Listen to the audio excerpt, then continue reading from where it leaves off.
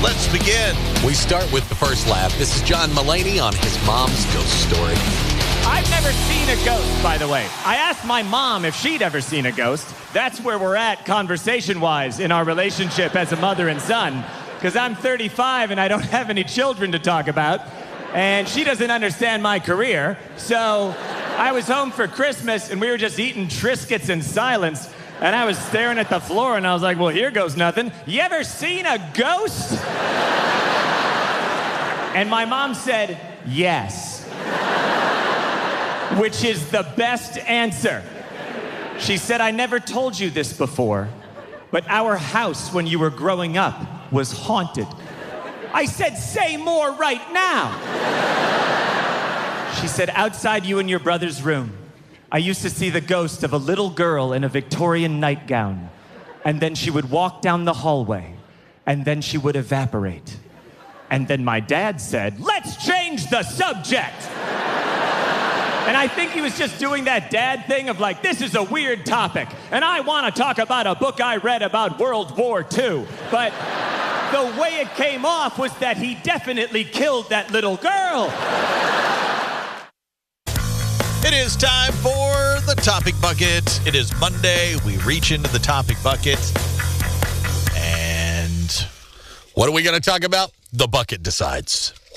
It's all up to the bucket. Let's reference the bucket. Coming out of the bucket today. When you leave a hotel, what are you most likely to take with you? As far as, and that's not like your suitcase and your personal. We're talking about things from the hotel room. From the hotel. What are you most likely to take? The free stuff, does it count? Are we what do talking you mean free stuff? Oh, you know, the soaps and the things yes, like that. I think that counts. That does. Okay. I guess I would. It didn't say in the top mattress. It didn't say if you were and could take anything, what would it be? It just said, what are you most likely to take? It's the TV. Yeah.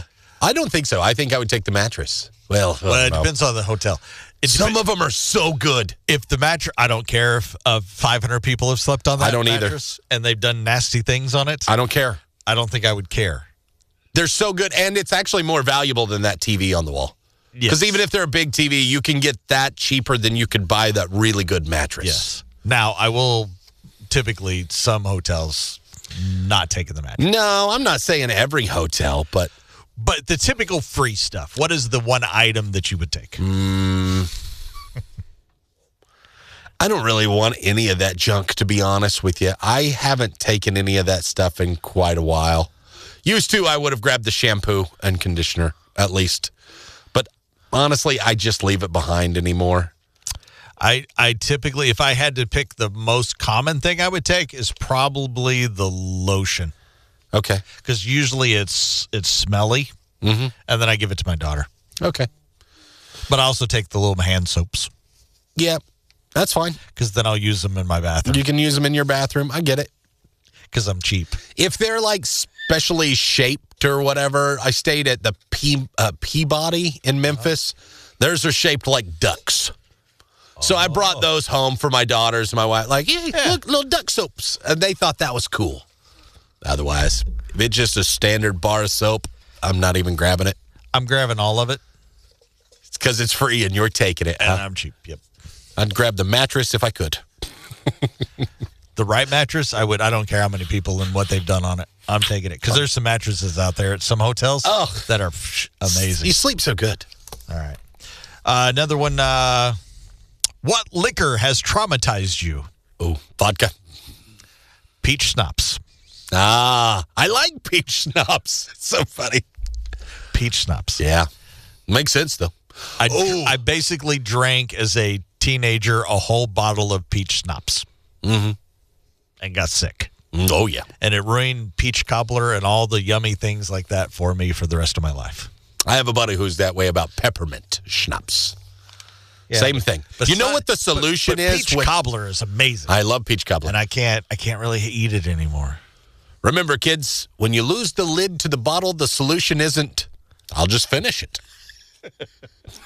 So yours is vodka. Why? I don't remember. And that's why. Good answer and reason. There's the topic bucket. We got more topic buckets coming your way this morning, 8:10 and 9:10.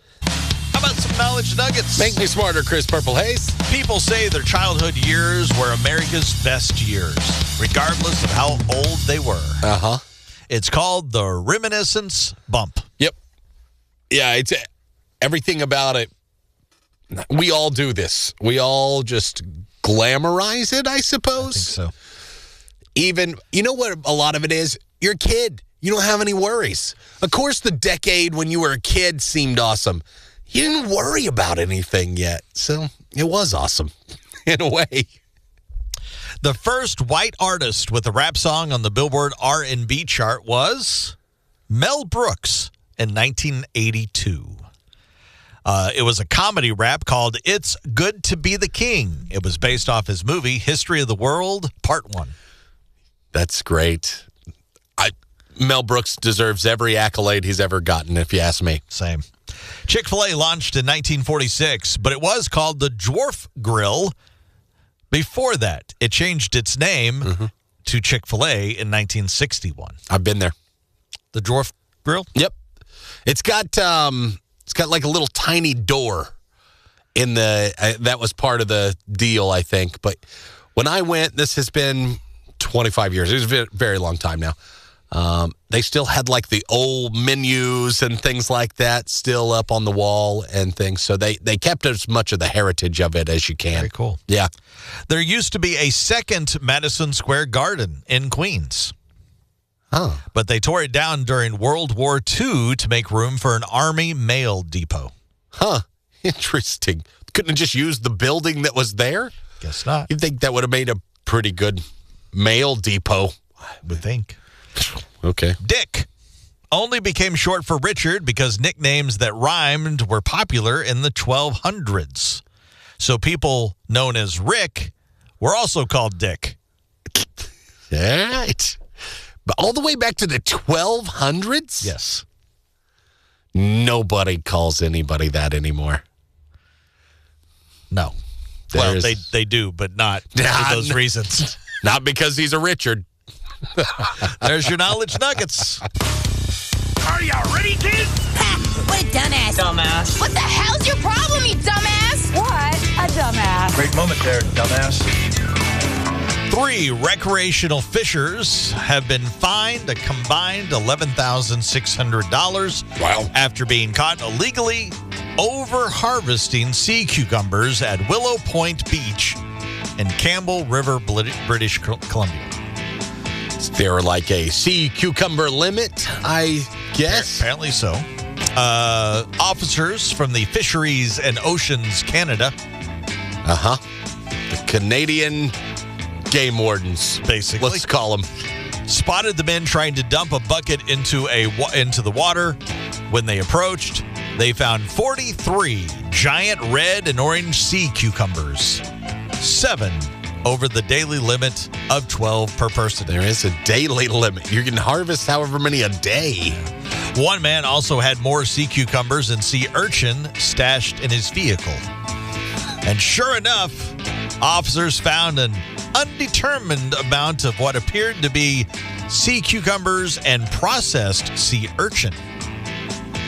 I suppose people eat this stuff? Yes. I don't know either. The 3 were sentenced separately in the Campbell River Provincial Court. It's very Canadian. We don't know what any of that means. All between the November of 2025 and January. Okay. Drawing fines of $6,000, $2,600, and $3,000. Okay. That's a fair slap on the wrist. Because you couldn't keep your grubby hands off those extra sea cucumbers. Eat your sea cucumbers. But only so many per day, according to the Canadian authorities. And you took too many, you dumbasses. What a dumbass. Well, we're coming off a weekend. Maybe you said something that you regret to your husband or wife. The top 6 things you immediately regret saying to your husband or wife. Hope this wasn't you over the weekend. These are the top 6 things you immediately regret saying to your husband or your wife. Okay. Number 6, You're still bald under that hat. Especially if you said it to your wife. Does happen. It does happen. It does. Number 5. Only dads should have dad bods. Okay. Actually, impressively enough, you don't have to have father to child to get a gut. Number 4. It's going to take a lot more than Viagra. Ouch. That digs deep right there. Ow. Number 3.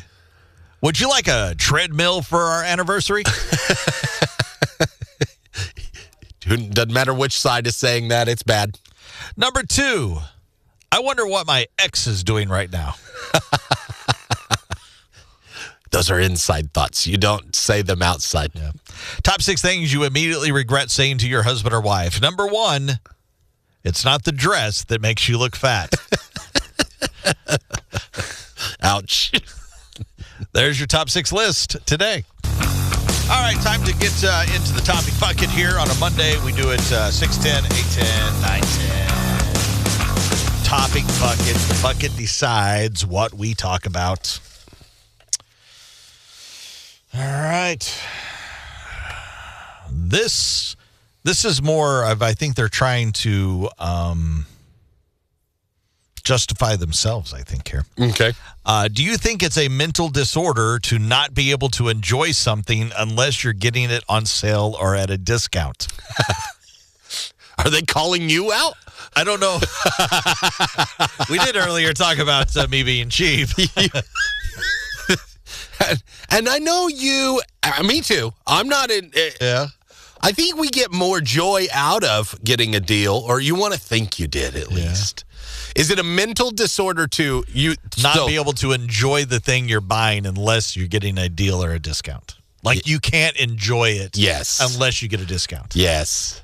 It I is? think so, because in that scenario, you can't just you don't enjoy the burger because you only enjoy it if it's on sale. And see, that to me is a little much. If it is everything, you can't enjoy the way it. It says. Yeah.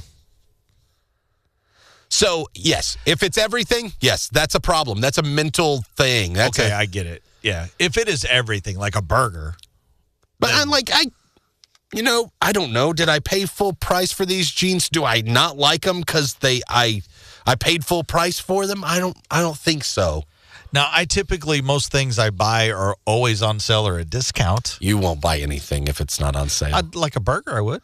I just went out the other night. I just went out the other night, and I paid full price for everybody's food.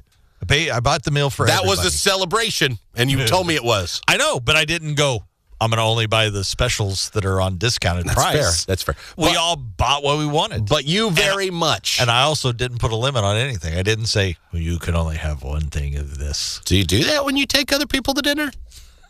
No. Okay, good. That's not I take you to dinner behavior.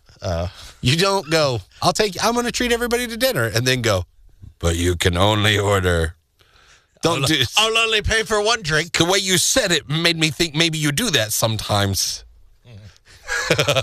I'm not going to admit it now if I do. I think you're closer to this, but not all the way. And I'm pretty cheap, but I agree with you. If you can't enjoy anything unless it is discounted priced, that is a problem. Yeah. Because I can't enjoy some things that are full price. My parents are hardly buy anything. If they went anywhere, even to eat, that's not what I would usually get, but it's on sale, I'll order that. They're those type of people, and I've tried to learn at some point to not be that. Yeah. It's been instilled in me, though, in a weird way. Yeah. All right. Next one. Would you give up your favorite food for sex? One time? Nope. Forever. Oh. You can never have sex again. Oh, I didn't know it was a never. You can never have sex, or you can never have this food that is your favorite. Like, what's your favorite food? I can't answer this question. I really cannot. What's one of your favorite foods? Okay, so one of your favorite. Well, peach cobbler. You talked earlier about that. You can never eat a peach again. Well, Either way you go. Kinda could. One way or the other. Which peach are you giving up, Bobby? I guess you gotta. There's other desserts, is what I would say. You know what I mean? So I guess I give up peach cobbler. That's too bad, though. I don't like this question. I don't like the you can never have it again scenarios. Awful. What are you going? I'm like you. I have a hard time. I don't have a favorite food. But I'll throw pizza out there because I love pizza, even though I don't eat it a lot. But you do love pizza. But I could eat it every day. Yeah. I just choose not to because I still want to be alive. Mm-hmm. But I don't know. The way my sex life is going, I'll probably just take the pizza because the sex ain't happening. How about that? Another round of the topic buckets. The bucket decides what we're talking. Yeah, let's do this.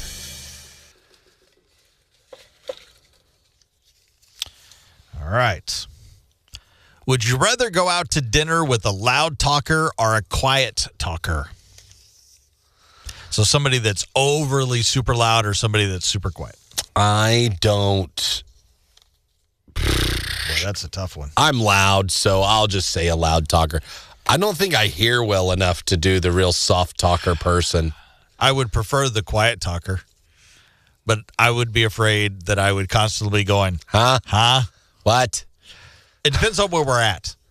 Guess that's a good point. If we're at a more quiet establishment, a place that is not very loud, then a quiet talker. Yeah. But if we're at a gathering where there's a bunch of people and a lot of noise going on, loud talker's fine.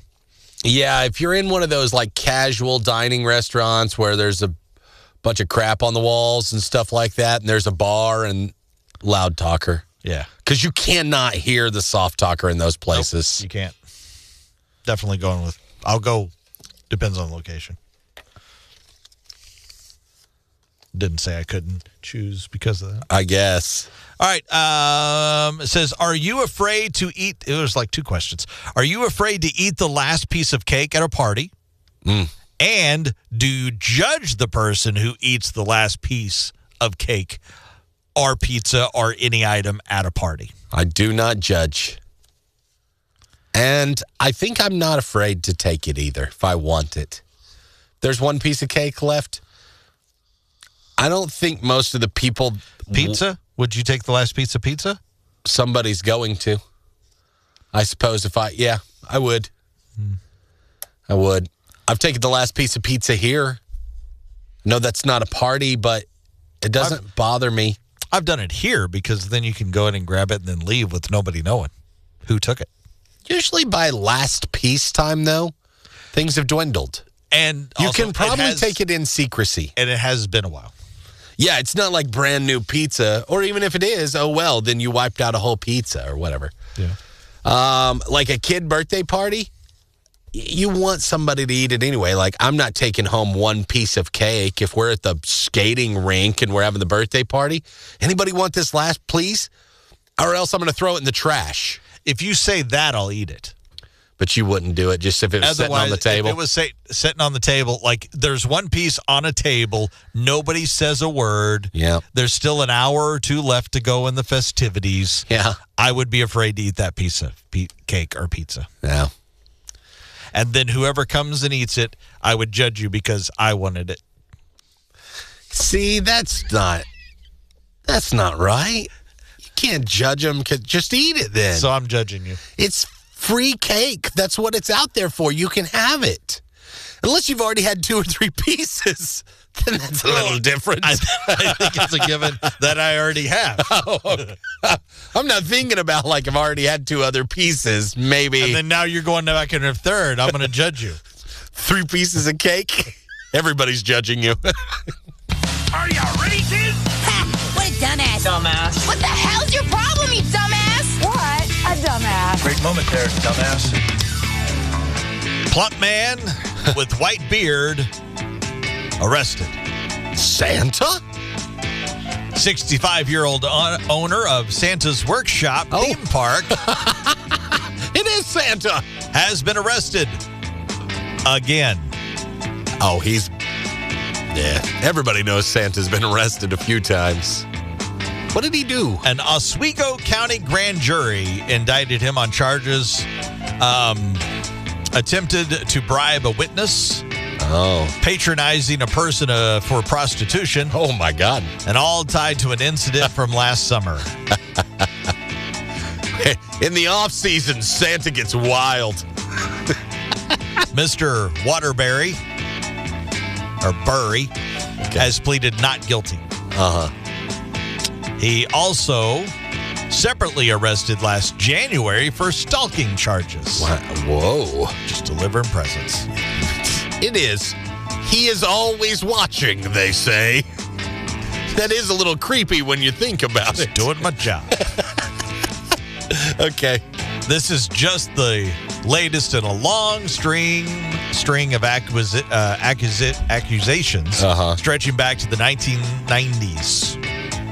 Oh, he's a known one of the usual suspects. In 2019, he actually settled a federal lawsuit of $850,000 and was barred from managing his rental properties after tenants accused him of decades of sexual harassment and coercion. Oh. He sounds like a lovely guy. Naughty list.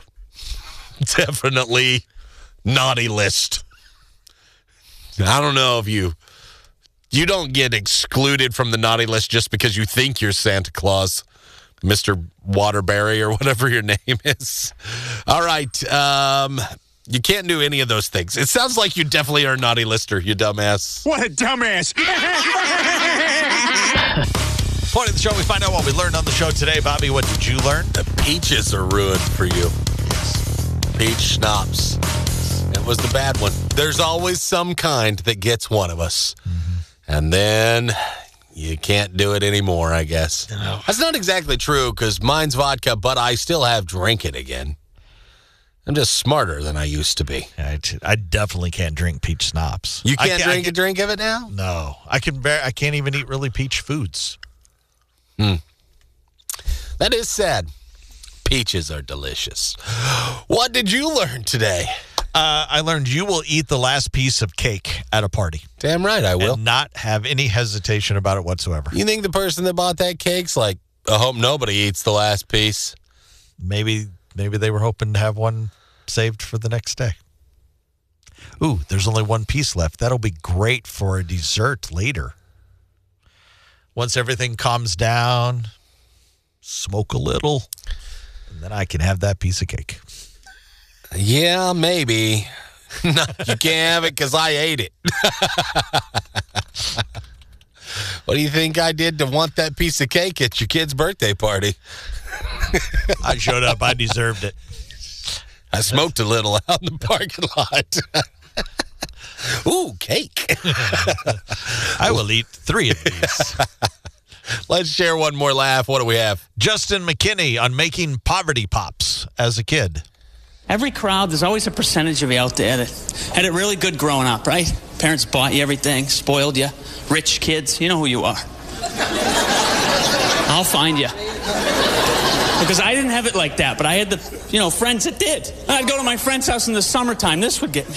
I had the friends who would get those good flavor ice freeze pops. You know what I'm talking about? You cut the top off, you push them up. I wanted them, Ask my parents to get me some, Like, we're not getting you crap. You want some freeze pops? We'll make you some freeze pops. Go get the ice tray, right? Little toothpick in each one. Those aren't freeze pops, the poverty pops.